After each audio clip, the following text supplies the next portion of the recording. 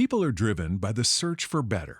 But when it comes to hiring, the best way to search for a candidate isn't to search at all. Don't search, match with Indeed. The hiring process can be slow and overwhelming. Simplify hiring with Indeed. Indeed is your matching and hiring platform. With over 350 million global monthly visitors according to Indeed data, and a matching engine that helps you find quality candidates fast. Ditch the busy work. Use Indeed for scheduling, screening, and messaging so you can connect with candidates faster. Join more than 3.5 million businesses worldwide that use Indeed to hire great talent fast. Listeners of this show will get a $75 sponsored job credit to get your jobs more visibility at Indeed.com/PODKATZ12. That's Indeed.com/PODKATZ12. Terms and conditions apply. We're excited to announce that our very own podcasting platform, Zencastr, has become a new sponsor to the show. Check out the podcast discount link in our show notes and stay tuned for why we love using Zen for the podcast.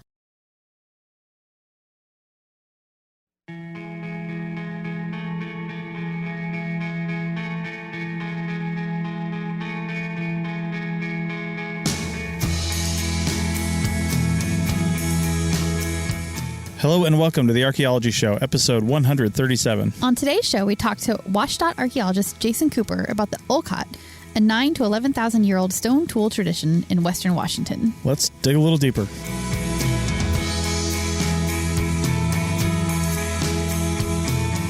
Welcome to the Archaeology Show. Rachel, how's it going? Pretty good.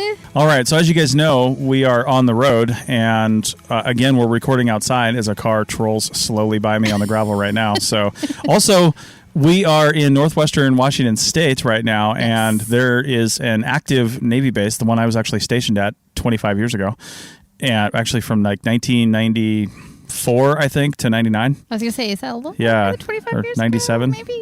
That's 25 years ago. Get off me. Right. Anyway, so I was stationed there, and there's planes literally landing and flying overhead all the time. We're like right in the landing path or whatever. So lots of noise here, but whatever. Lots of noise. But we'll deal with it. We just wanted to call that out because I won't be able to cut all that out in the recording. So, but we are here, and it's super cool because a friend of ours was able to drive up from the Seattle area, somebody we worked with back in 2008. 9, something like that. We've been friends ever since, and they've been working on a publication for the project that we came up here to work on for. So, Jason Cooper, welcome to the show. Thank you very much for having me. Yeah. So you are an archaeologist now. You weren't then, but now you're an archaeologist with Washington DOT. Correct. And you are the president, Mr. President, of the Association for Washington Archaeology. Yes. Thank you very much. So we are in the midst of royalty right now, I got to say. Wait, when are presidents royalty? Well, that's true. Yeah. Anyway. So why don't you just tell us, before we get into the site at Granite Falls, Washington that we worked on and learning all about the Olcott, why don't you tell us a little about your archaeological career and how you came to this place? Well, thanks for having me, Chris and Rachel, today at your lovely setup here. This is quite fantastic. Yeah, no, I'm currently the Cultural Resources Specialist for Washington State Department of Transportation's Northwest region, and that covers pretty much Tacoma north to the Canadian border, Cascade Crest down to the Puget Sound. So I've got a pretty good territory that I cover for DOT, looking at roadways and primarily fish passages right now. That's primarily what I'm doing as the Cultural Resources Specialist, is working on fish passages and delivering that, which is part of a tribal injunction against the state. That's a different story. But no, I've been with the DOT for 4 years now, coming up on 5 in February, and I've been doing cultural resources here in Washington State for about 20 years now. Wow, there you go. Kind of bounced around between mom and pop shops to medium-size firms to a large A&E firm, AMEC, the one that we did the Granite Falls project on back in the late 2000s, early 2010s, teens. I've been doing archaeology my entire life since early undergraduate days at San Diego State University. Went to University of Nevada, Las Vegas, the esteemed UNLV program in the mid-90s, and broke my teeth on archaeology of the Eastern Mediterranean Basin. Nice. And my area emphasis has always been stone tools, kind of emerging complexity in early Stone Age societies is kind of where I find my most interest in archaeology. Yeah, and like super randomly, you were telling us that you spent some time in basically the same area that we just did a project for 2 months in Northern Nevada, right? Yes. I had random overlap. Yeah, after I graduated from San Diego State and before I started at UNLV, I landed a gig out of the Mountain City Ranger District. Yeah. Of the Humboldt-Tiobe National Forest, and working under Fred Frampton and Roger Johnson up that way, and lived in a double wide for about 9 months up there. As you do up there. Yeah. I loved it. It's a great. We lived corner. in a single wide when we were there. Our RV. Yeah. It's a beautiful corner of Nevada. Got to know Elko very well. And some of the coldest November days I've ever experienced in my life there in the bottoms of the Wild Horse. Yep, for sure. Yeah, it's kind of interesting too. I just put this together, actually. You did some work in Jordan, and my co-host for the Archaeotech podcast, who actually just retired from his other job and came to work with us down in Nevada, got his PhD working out in that area, Petra and the surrounding area. Yeah. And man, I should get both of you guys on a podcast because you guys would just geek out over that stuff. Yeah, totally. Yeah, the Hashemite Kingdom of Jordan is a very special place in my heart. First time I was there was 1993, and the last time was 2009. So, I mean, I had quite a run of field projects over there, ranging from early Paleolithic all the way through the late Neolithic. Yeah, Cool. I think he worked out there in the mid to late 90s. Yeah. Yes. Yeah, So. probably overlapped. I mean, Probably. there's a good chance because most of those programs are run through the American Center of Oriental Research, based in Amman. Yeah. And if you were doing work there, you were doing work through ACOR. That's pretty cool. You've got a long history there. Let's talk about the Granite Falls project. So let's set the stage for where this is first in the Puget Sound area and kind of what the early environment would have looked like. Sure. Granite Falls was and still is a bedroom community of Seattle in Snohomish County, which is north of Seattle. And it's situated along a state route that was built in the essentially following an old mountain trail railroad up to Monte Cristo. Monte Cristo is a kind of a legendary railroad camp that was extracting silver and other heavy metals up in the Cascade foothills, in the late 19th century and the early 20th century. And I'm sure all that was built on old Native American trails and pathways. Yes. Yeah. Of course, very much so. But no, so all the traffic went through downtown Granite Falls, and it was definitely a safety issue for having big trucks come through the sleepy little bedroom community of Granite Falls. And so Snohomish County needed to divert traffic around town, and so it was a typical project through Public Works, and I'll give credit to Crilly Ritz, who's still there working hard for the county as one of the most diligent planners that the county has ever seen. And he was one of the few individuals that took the project from inception to completion. So I always give props to Crilly when I talk about Granite Falls. Sometimes we also call it as GAFAR, the Granite Falls Alternate Route.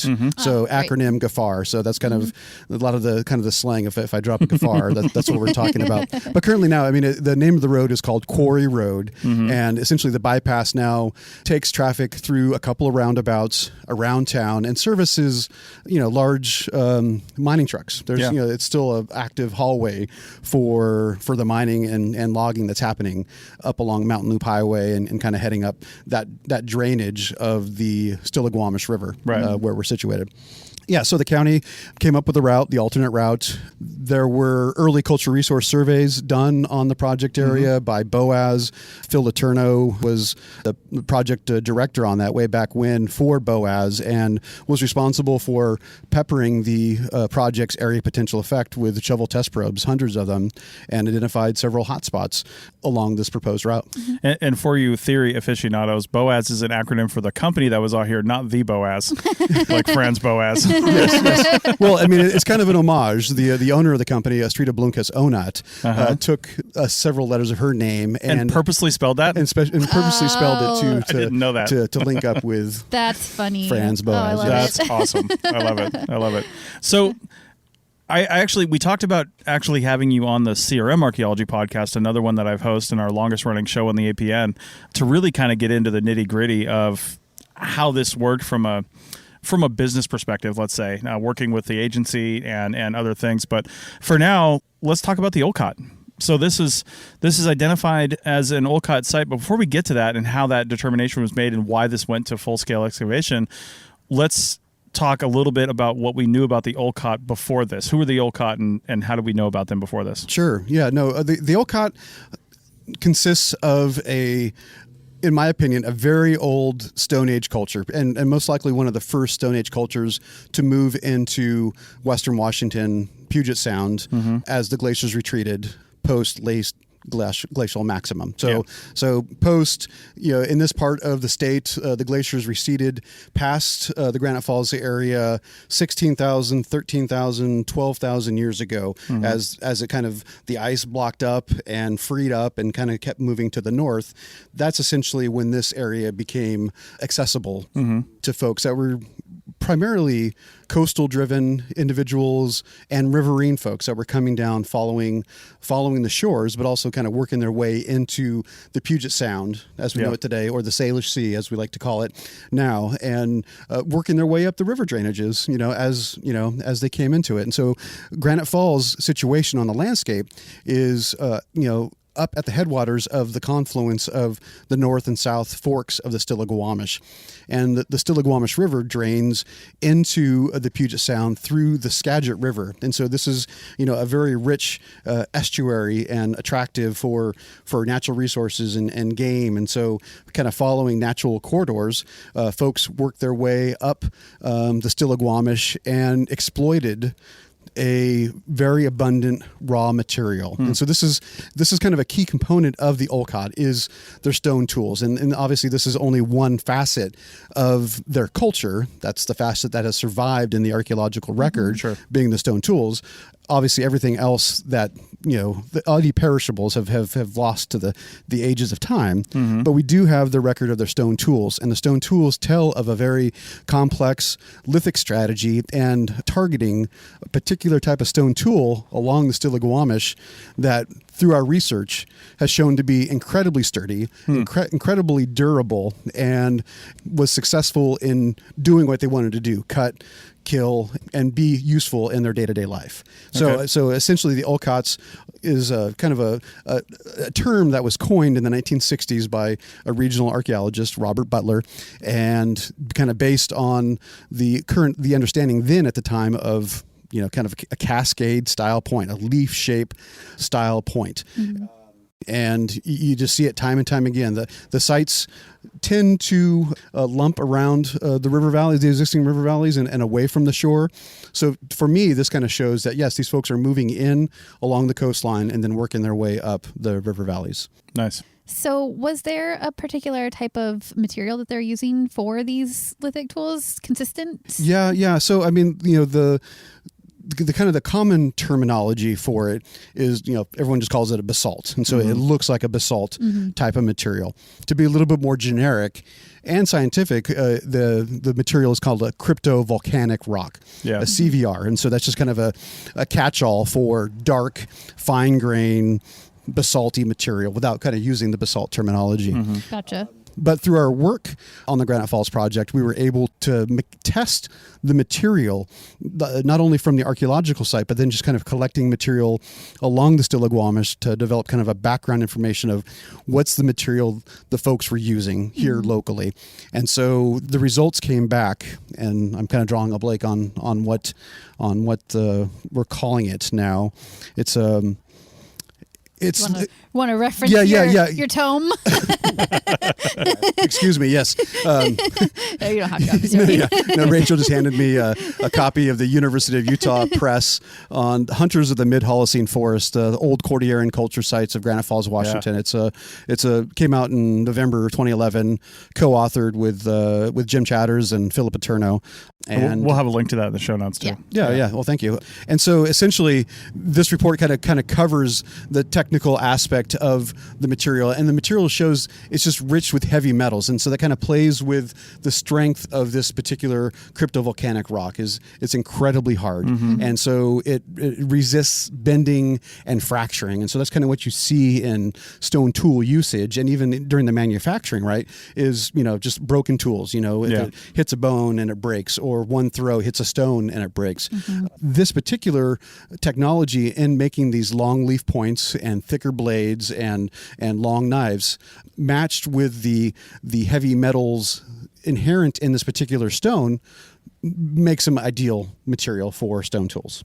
And they were, hurtling these on spear tips at like what was remaining of the megafauna at the time, right? Exactly. So they needed something robust to so this was the addle impact. type technology. So it's not, and spears as well. These are not just your, definitely pre-bow and arrow. We're not dealing with kind of bird point types, small little tiny guys. These are large, robust tools. Nice. And this being a volcanic region, the Cascade Range, there's volcanoes within sight of us right here if we're in a cloudy day. Mount St. Helens, which most people have heard of, is not that far away, covered this area in ash just back in 1980. So, that's happened frequently out here. But that must be true that there's other types of materials. I don't know how much obsidian sourcing there is up here, or even chert, your crystalline silicates. Were they just not robust enough, and so you don't see the Olcott assemblage in that material? There are sources of obsidian in the Cascades further south. Okay. And also on the east side, closer to kind of the Yakima Basin on the east side of the state. There are naturally occurring cryptocrystalline silicate (CCS) material in the creeks and rivers here as well. Those are visible in the archaeological record several thousand years later, and you do also see it mixed in to a certain degree, but primarily it's this kind of cryptovolcanic rock that the Olcott folks are using, because they're, in my opinion, they're using a stone tool technology that's based on core and blade, which is you can see come down through the Aleutians, comes down through British Columbia, the coast, and so this is kind of a technology that was brought to North America from the land bridge, in my side, kind of my academic opinion. I know that there's different theories on where folks are coming from, but this is my feeling, the direction that they're coming with this particular technology of stone tool manufacturing. Okay. Well, let's take a break and come back and keep talking to Mr. Jason Cooper about the Olcott and get a little bit more into what made the Granite Falls site an Olcott site on the other side. Back in a minute. Chris Webster here for the Archaeology Podcast Network. We strive for high-quality interviews and content so you can find information on any topic in archaeology from around the world. One way we do that is by recording interviews with our hosts and guests located in many parts of the world all at once. We do that through the use of Zencastr. That's Zencastr. Zencastr allows us to record high-quality audio with no stress on the guest. Just send them a link to click on, and that's it. Zencastr does the rest. They even do automatic transcriptions. Check out the link in the show notes for 30% off your first 3 months, or go to zencastr.com and use the code TAS. Is your vehicle stopping like it should? Does it squeal or grind when you brake? Don't miss out on summer brake deals at O'Reilly Auto Parts. O'Reilly Auto Parts. Chicken tacos should only be trusted to chicken professionals. That's where we come in. Introducing Zaxby's new chicken finger tacos. One comes with pico de gallo and creamy chipotle ranch. And the other comes with bacon, lettuce, tomato, and avocado ranch. Chicken experts since 1990. Chicken taco experts since now. Order yours today in the Zax Rewards app. Woo, saucy! Zaxby's. Welcome back to the Archaeology Show, episode 137, and we are talking to Jason Cooper, currently of the Washington Department of Transportation. He's the guy on the other side of the coin now. But we're talking about a project when he was on the CRM side. Now he's the agency guy we all complain about. So there you go. So we're not going to really get into the history. I'd like to do this on the CRM podcast, but what was found over the investigations that were done prior to this phase 3? We call like full-scale block excavations phase 3 sometimes, but I've noted before that, and Tom King has told me before online that it's not called phase 3 everywhere. So we'll say like full scale block excavation is just the typical archaeological thing that you see where there's lots of holes in the ground and equipment. Just so Tom King doesn't come and hunt you down online. I know. He will. He will. Tom, this is for you. So anyway, so we're talking about a full scale block excavation. You don't usually get to this point unless something significant was found to lead you to believe that there was other stuff here, right? So what was found prior to this that said, this site's special, we need to do some more work? Well, there's two components to that. To in addition to having a rich archaeological assemblage that was identified during, the phase 1, the identification and evaluation phase versus the second phase, the testing, which also took place. But really, to get to the data recovery, you need something else, and it's the avoidance aspect of Section 106 consultation. Right. They couldn't avoid these sites. These sites were identified. There's hundreds of similar sites in this portion of Snohomish County, and it's a constant problem for developers.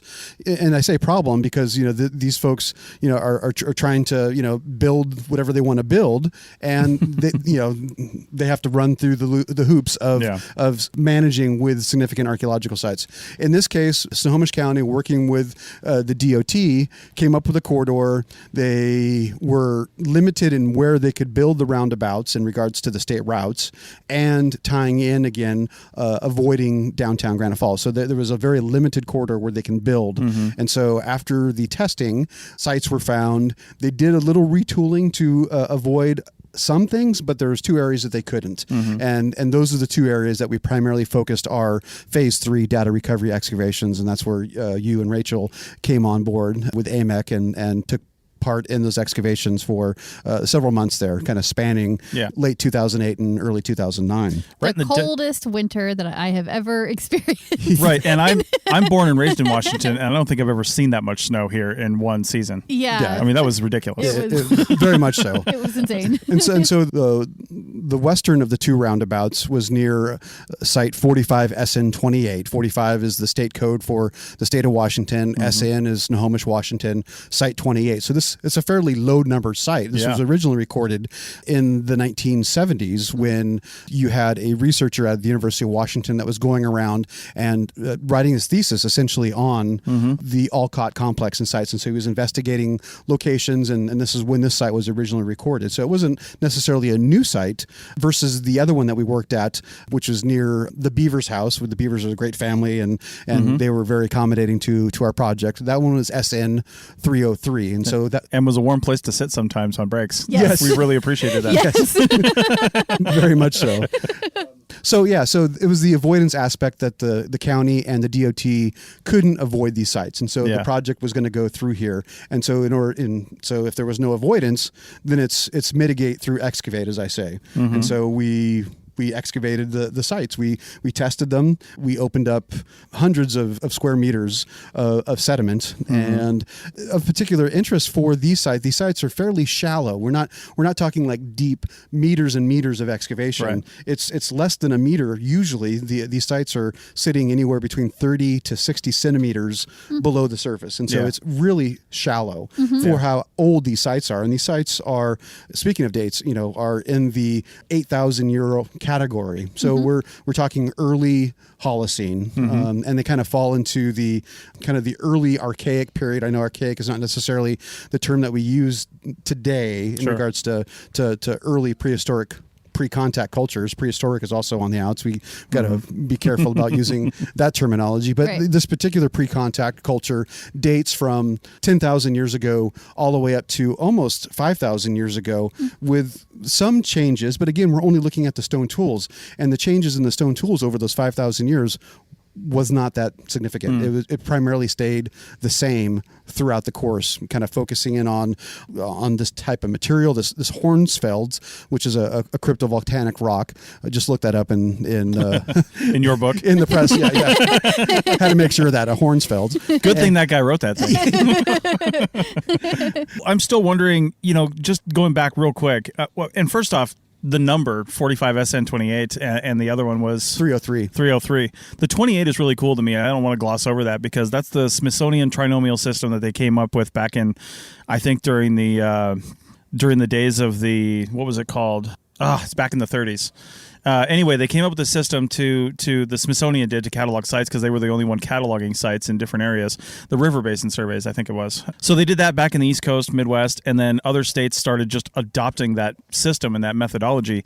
And I don't know when Washington did, but 28 is the 28th consecutive site that was found and at least cataloged with the state in Snohomish County. So that's always really cool. You know, when you get those low numbers, you're always Yeah. kind of excited because, like, these sites were found in the early days in the 40s and 50s, by some of the early researchers. Yeah, like I'll never forget when one of the first projects that we met on, Rachel and I, we called it 1MD because that was its designation because it was actually technically whatever Florida's number is, MD1. It was the first site found in Miami-Dade County ever, and that was just super cool to see that. So anyway, you talked about one of the reasons why we had to excavate here was because of they couldn't avoid it, right? Now, there's plenty of sites that we determined that are not eligible for listing on the National Register of Historic Places that, highway projects and other development projects do just simply mow right over the top of because they've been determined to not be significant in some way or another.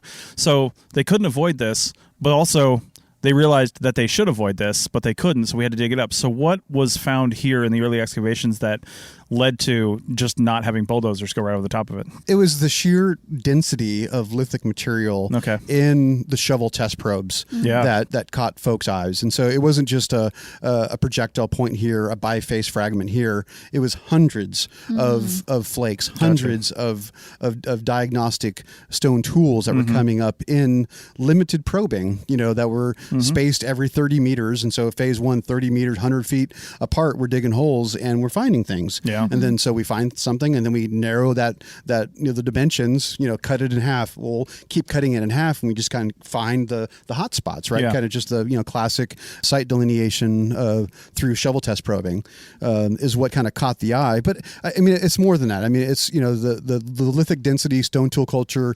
It's a fairly common thing here in Western Washington. I think a couple things that are unique here is that we had a willing participant with Snohomish County working with the DOT at the time, and also, the consultation with the 5 or 6 Native American tribes, closely at hand from step one on this project. So it's the combination of savvy planners working with cultural resource specialists with the participation of the local tribes, including the Stillaguamish, the Snoqualmie, the Duwamish, the Tulalips. These were all active participants in this project, and it was through their consultations that kind of allowed the project to move forward, and the case was made that this is a very important route to promote safety within downtown Granite Falls, because it was dangerous to walk downtown Granite Falls with all these big haul trucks cutting through this kind of old sleepy logging town. Sure. So the will was there. The evidence showed that there were significant sites along the route,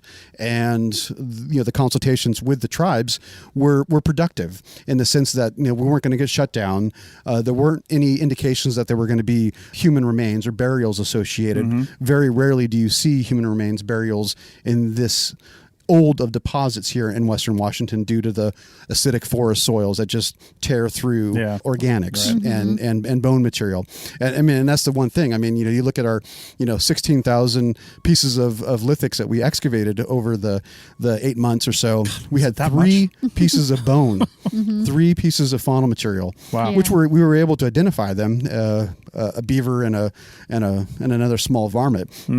But so I mean, that's just astronomical. 16,000 stone tools, but only 3 pieces of fauna. No organics at all. And no It's other just organics. crazy. Yeah. Well, you mentioned in the publication too, speaking of the acidic soils, and not only that, but the another word that we use commonly in like forested environments is bioturbation, and that's when tree roots dig down real deep. They don't care about old artifacts underneath there. They're just going to get down and move stuff around. So you've got tree roots moving things around. You've got acidic soil destroying things. So it's a really turbulent archaeological environment underneath. So I read that there wasn't any evidence directly, or typically in this area, there isn't any evidence of other living features like hearths and, maybe even pits for like post holes or anything like that. Did we find? I'm asking because it was like 12 years ago. I didn't write the book, but don't we remember. find anything that was anything feature like that we could see? Yeah, we had a couple of fire modified rock features, and so that was one of the aspects of this report, which is kind of unique, is that we did collect and look at all the fire modified rock, and we were able to separate the the FMR, as we call it, from stone boiling rocks that were used in the cooking process, versus rocks that were used in the kind of the heating, cooking food process. And so those are two different fire mechanics. Boiling rocks, putting hot rocks into a basket full of water to boil it. The rocks look differently than if you have a rock that's been cracked within a hearth, within a campfire. Oh, interesting. I've never thought about that before, but so a rock that was put into water to boil it, is it just not cracked like it is if it were in a hearth? Correct. Or, yeah, okay. it kind of fractures differently than if it's like direct heat. So I mean, obviously you're heating the rock before you put it into the water to boil it. Sure. But it's different fire dynamics. From the hot to the cold cooling will exfoliate it differently than if it was just a complete hot rock that just cracks and begins to crumble within a campfire. Oh. And so that's something that we identified early on, is kind of these are potential boiling rocks. These are hearth rocks, and we have one hearth here that was relatively intact below the plow line in that 30 to 60 centimeter below surface zone, rich with other artifacts that we were able to pull organic residues off, and it shows that the folks here at this time were processing acorns. And so kind of looking at the FTIR, the Fourier transform,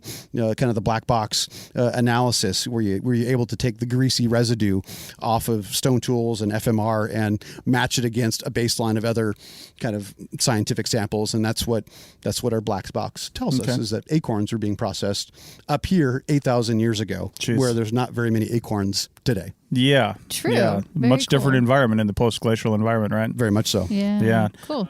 Was there any other evidence of anything like the paleo ecological environment, I guess? Yeah, and that, again, so that was another aspect, and that's something that Dr. Jim Chatters brought to the table, was our exploration of several bogs in the area, which provide the paleo ecological data back 12,000 years. And the cores that we took from what we termed Logan Bog, Logan being the name of the landowner that settled that area first. Gotcha. So now it's essentially it's a WashDOT overflow stormwater facility, but it has bog sediments that go down hundreds of feet, and so we were able to core and get a paleoecological record for the last 12,000 years of Western Washington. And what we're seeing in that are early on were fires. Kind of like the environment building up for a few thousand years, and then fire deposits of charcoal. And so, That's like what's happening now in California. Yeah, we're seeing it time and time again. So it was definitely a more common feature.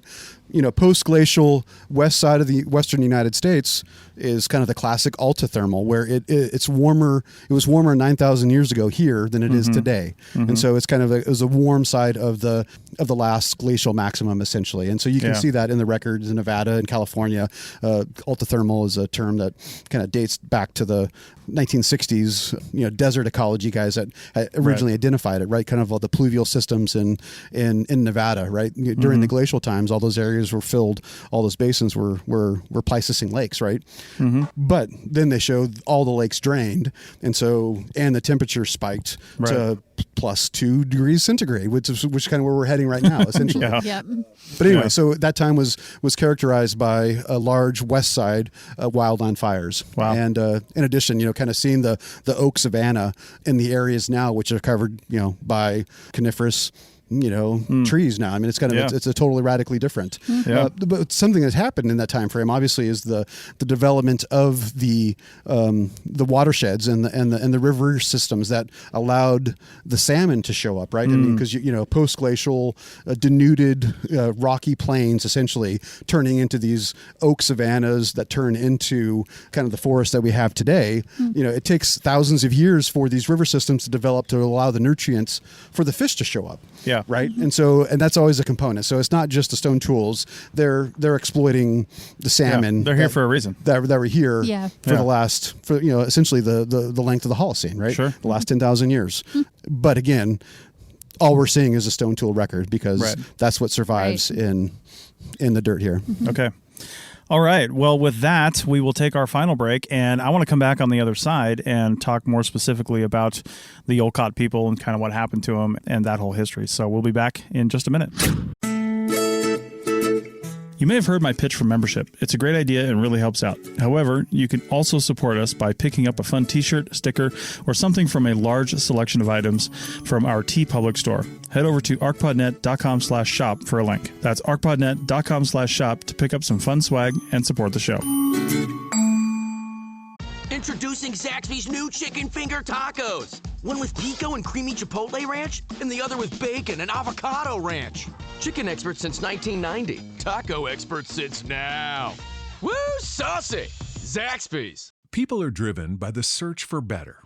But when it comes to hiring, the best way to search for a candidate isn't to search at all. Don't search, match with Indeed. The hiring process can be slow and overwhelming. Simplify hiring with Indeed. Indeed is your matching and hiring platform. With over 350 million global monthly visitors according to Indeed data, and a matching engine that helps you find quality candidates fast. Ditch the busy work. Use Indeed for scheduling, screening, and messaging so you can connect with candidates faster. Join more than 3.5 million businesses worldwide that use Indeed to hire great talent fast. Listeners of this show will get a $75 sponsored job credit to get your jobs more visibility at Indeed.com/PODKATZ12. That's Indeed.com/PODKATZ12. Terms and conditions apply. Welcome back to the Archaeology Show, episode 137, and we are wrapping up this discussion of the Olcott people with Jason Cooper. And I was kind of wondering, we were talking about this on the break a little bit about, these two sites are relatively close to each other. In fact, we used to just walk back and forth between these as we were excavating them. There was a road in between them, and we would walk up the hill and go to the next one. But they weren't necessarily... They're two separate sites. They weren't related to each other in time that closely that they were just using these simultaneously necessarily, right? Correct. Yeah. I mean, we're talking thousands of years of occupation for these sites. And the two sites at the Beavers and the Triangle just being an area between the old kind of county road network system that had left this little piece of real estate undeveloped between Ingebretson and the former Jordan Road. It just a happenstance that this particular area was persisted, between these county roads. Yeah. But the difference in elevation is about 20 to 30 feet, and so what we're looking at when you strip it down to bare earth lidar is these are different terraces above the Stillaguamish River, and so at different times, at different flow regimes of the Stillaguamish, they could have been higher up on the upper terrace and then on the lower terrace at different times, and essentially these are habitation sites and tied to a highly mobile residential model where these folks are moving from station to station, exploiting the resources, collecting stone tools, hunting game, collecting berries, collecting acorns, apparently, in the Oak Savannah scrub oak that we had there at the time in the early Holocene.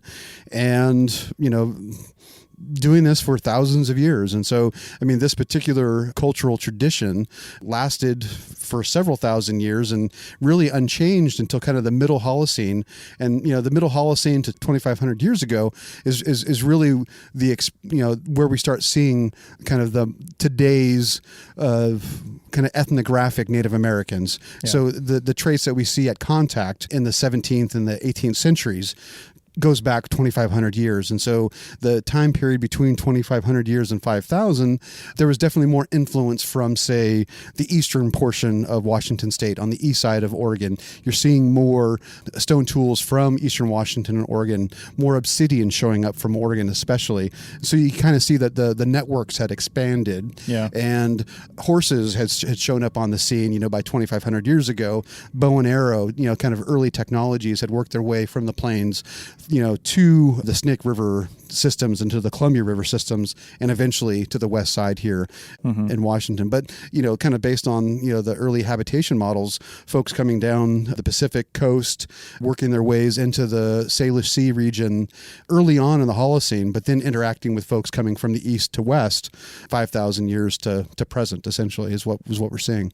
Okay. Is the Olcott phase? Do we call it the Olcott phase? It's a phase. It's kind of more like a classic tradition in archaeological terminology, but it's coined the Olcott phase here. Is that like the only thing identified at that time period in the Puget Sound region, or were there other phases, so to speak, or traditions that were running in parallel? Yes. The kind of the early, kind of Clovis model, but then we also have kind of the earlier phase, and I'm drawing a blank on the terminology for it. It is the kind of the Great Western Stem. Oh yeah. Kind of phase, which you see here in the Western United States. Yep. So that's kind of post-Clovis, but pre-Olcott. It's kind of like a term, and you do see some of that here.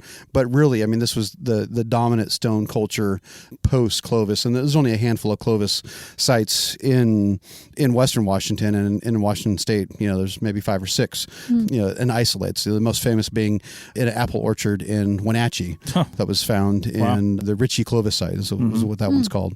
But that's just like an amazing cache of a half dozen large Lancelot Clovis points. Jeez. You just don't see that very much. Yeah, right. But I mean, in regards to Olcott, it lasted for a long time, and then it essentially just kind of phased out, dribbled out, into the middle and later Holocene, where the points got smaller, the material got more diverse.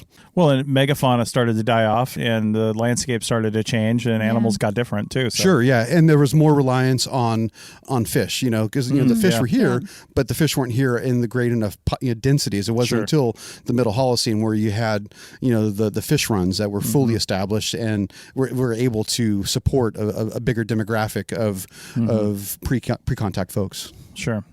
So, how far spread out is the Olcott tradition in this area that we know is definitively Olcott, right? Like we know without a doubt. What is the range of this phase?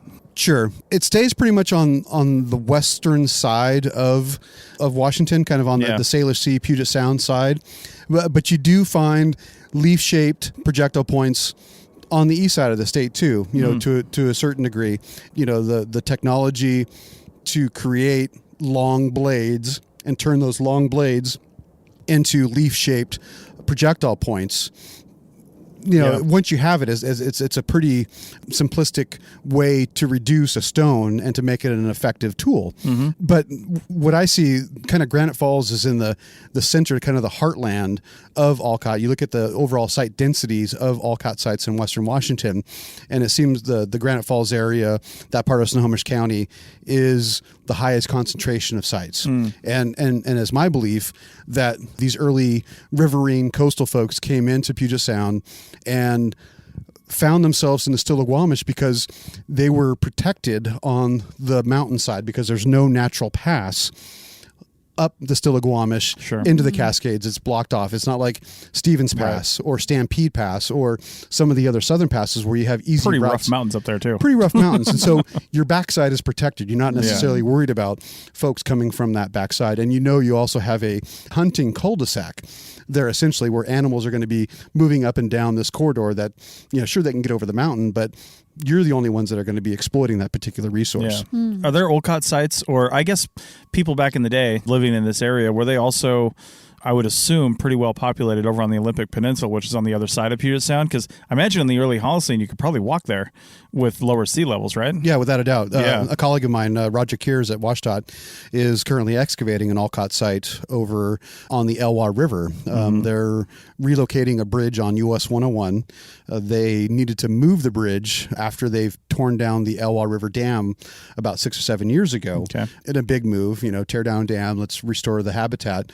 Well, the river became a little wild and it started to undercut the footings of the bridge across the Elwha. And so they need to relocate it. And whether they wanted to relocate it, they've found some fairly old pre-contact sites, and they ended up being Olcott in nature. And so that's an ongoing excavation. I think they wrapped up in July of this year and have a very robust complex collection of cores and flakes and blades and points, very similar to what we have at Granite Falls. So yes, the Olympic Peninsula has the Olcott. So I mean, you can find it.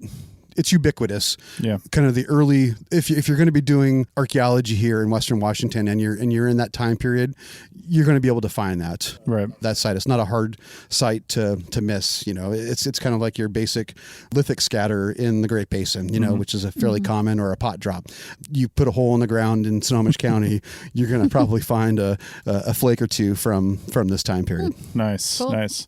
Well, that kind of leads me to another question, but I wanted to mention first a word of caution to anyone digging out there in that site that you just mentioned. There's a lot of vampires out there. So, 101 Olympic Peninsula, just oh my God. Vampires and werewolves, man. I saw the movie. So, anyway. Nice tween reference there. Wow. Yeah, but like a 15-year-old one. No, anyway, I am glad you brought that up, because it's interesting to me, with the nature of these sites and the soils and the inability to find a lot of stuff, like you mentioned, the paucity of organic material that was found in the Granite Falls site. I'm sure that translates to pretty much everywhere in this area, especially like the Olympic Peninsula. It's practically a rainforest now. There's nothing can survive over there. So what's left with Olcott research? What would be the smoking gun, so to speak, or is it really just adding to the data set at this point and the density, determining like population densities, like, oh, we've got, if we found 800 more sites, we would know this much more about them, that kind of thing? Or is there really stuff that you think that we can find that would let us know more about them? Yeah, it's more of the same. And it's more of the, as the science evolves and we're able to extract more information from the stone tools, doing, a blood residue analysis, or doing analysis of, of the fire modified rocks like we were talking about earlier. Sure. Kind of trying to figure out the greasy residue of whatever they were processing on those fires. Those are evolving, and that's something that's happening on the Elwha River Bridge site right now. Is they have some scrappy possible features that they're looking at, and they're using our Granite Falls data as a basis and trying to make those parallels to as best they can. And when it comes to when you're doing archaeology here in Western Washington, the more complex later sites, you move into the wet sites, the inundated sites, kind of on the south end of Salish Sea down by Olympia. Dale Crows has been working on those, and that's where you get the netting and the basketry, and these are components of the cultures that were for sure also back 5,000, 7,500 years, 8,000 years ago. You just don't see. So you can extrapolate to a certain degree. It's like, these guys were able to manipulate the trees and use the bark for X, Y, and Z as part of their kind of material cultural collection. We just don't have that. And so maybe you can get lucky and find a site that has preservation, whether it's in a cave setting or it was inundated. It's been like in a bog, for example, in Snohomish County, where we might find a site that was flooded, and we have that, kind of Pompeii or Ozette. I don't know if you're familiar with the Ozette site on the Washington coast, which is a 700-year-old landslide that buried a village out there on the coast, and it everything, the entire village was sealed in, and everything was preserved. And it's a kind of the amazing type site for the late ethnographic period, kind of the early ethnographic period, 700 years ago. That's still before contact with settlers and Euro-Americans, but it's still on the cusp. It was, obviously the things that they were doing 700 years ago were pretty much what they were doing in the 17th and 18th century as well. Right. Nice. That's cool. I never heard of that before. That's neat, though. Do you think that there's a good chance of finding a site with that kind of preservation, or is it just like so unlikely? Yeah, I mean, it would have to be in, kind of in the modern context on the western side of the Cascades in a reservoir situation. So, maybe where we've dammed and a site for the last 100 years or 75 years has been kind of protected, managed from a federal or a state level that have kept people out. So you don't have a lot of, pot hunters or folks going in and illegally digging the site. That's always a problem. There's a big issue now with kind of local collectors that are going in up the watersheds and being quite brazen about it on Facebook, kind of, going after historic stuff. I mean, not necessarily pre-contact, but the historic period is ripe with issues these days. But that's another podcast. That's another topic. Pot hunters are always another topic. Yeah, but no, I mean, it would have to be kind of a unicorn site. Yeah, and so I mean, I would. there's not a ton of caves in the kind of Western Washington zone. So it would have to be a terrace site that was covered up in a landslide or saturated in some sort of, kind of high water event. Kind of just a more general question, not necessarily Olcott related, but, Puget Sound is a massive area with a lot of inlets and fingers and all that stuff. But as I mentioned earlier, a lot of that was exposed because sea levels were much lower when the ice sheets were still quite there. Like you look on one side and he's like, oh, we're at the mountains. You look behind you, it was like, yeah, that glacier's still there. So, back in those days, I'm sure there's a ton of really early sites that are underwater right now. And I'm wondering, is there much research being done up here for underwater archaeology to try to identify? So I know on California coast, they're doing that quite a bit, but I'm wondering out here, is that being done? Yeah, to a degree. Yeah, there's been more research, say, on the Oregon coast that I'm more familiar with and kind of focusing in on the kind of the Pacific coast shelf and, the minus 300 feet, that the water was at kind of post at the late glacial maximum and retreat. And so, a combination of sea retreat and land rebound, right? So you have different elevations at different times where what's habitable, which was inundated. That's definitely it's a question that you're still dealing with when you're looking at the Salish Sea site morphology and site development. So that's a big question. And primarily here, the biggest clue are the shell middens. So you get these long-term sites that are occupied, and you have meters and feet of shell refuse deposits, which are indicative of Native American use and habitation along the shoreline. And sometimes those can be 100 feet elevated up on a terrace. And so that's okay. That was beach, but now it's not. And so it comes down to having a geomorphologist on your project to really kind of help suss this out. Just like, well, where was this? Is this beach? Was this beach? And now it's upland. And so trying to figure out that is part of the problem around here. I think in the last minute here, that's what I want to end with. You mentioned geomorphologist. I don't think people realize how much in 2020, 2021, 2008 when we did this project, I mean, the last 20 years, how archaeologists and other disciplines rely on each other. So what other experts or disciplines or samples did you send out? Like who'd you engage on this project? Well, I mean, in addition to analyzing the raw material for the stones, kind of doing the petrograph analysis, kind of poking a hole in the stone and seeing where it came from, in addition to doing kind of the residue analysis on the stone, we sent off the obsidian that we did recover. We recovered a couple of pieces off to obsidian hydration, and we did the paleoecological study where we cored the bog, and then we analyzed the paleofauna, the paleopollen that was there, which gave us kind of the whole pamphlet of vegetation that was present at the time that these sites were occupied, and kind of seeing the cycle of fire and regeneration, which kind of very applicable to today's situations with fires burning in areas where they haven't for decades.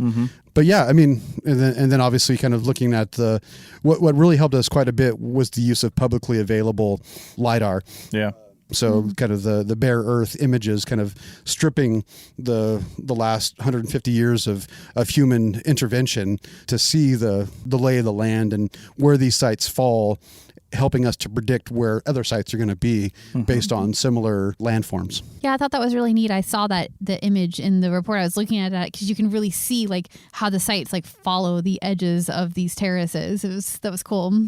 Yeah. All right. Well, speaking of the report, the book is called Hunters of the Mid-Holocene Forest, and it's by James Chatters and Jason Cooper and Philip Letourneau. And you can find it at University of Utah Anthropological Papers, and we will link to this. I'll try to find that link. I'm sure it's on their website. It is. We will link to this in the show notes, so open up your podcast player right now, go click on that and check it out. A lot of really cool things in here, a lot of really cool descriptive pictures. If you're reading a book like this and you're not an archaeologist, I would say go to the introduction and results sections of each chapter, and then you'll get a pretty good idea. If you really want to geek out on it, that stuff's in there too. And the good thing, Utah Press has put all the appendices up and available for free. Oh wow! So all of our tables for lithics and fire modified rock, they're there, and you can access those without having to buy the book. So that's available. Nice, outstanding. And you can comb the excavation pictures and see if you see me or Chris in there. If you know what we look like. There you go. Oh yeah. Yeah. Or this is a podcast. I know. Face for radio. All right. So this was really great. Jason, thanks for coming up. Thanks for having me. Yeah, this has been really awesome, and I hope we can get you on an episode of the CRM Archaeology podcast at some point in the future to really talk about the interaction and the agency side and how this all came together. Thank you, Chris. Thank you, Rachel. And definitely go check out the Association for Washington Archaeology website and take a perusal of our latest journal. And hit me up if you have any questions. Yep, we'll link to that too. Definitely. All right, thanks guys, and we'll see you next week. Adios. Is that the right one? Is it adios? He keeps getting on me because I change my sign off every time because I can't decide on one that I like.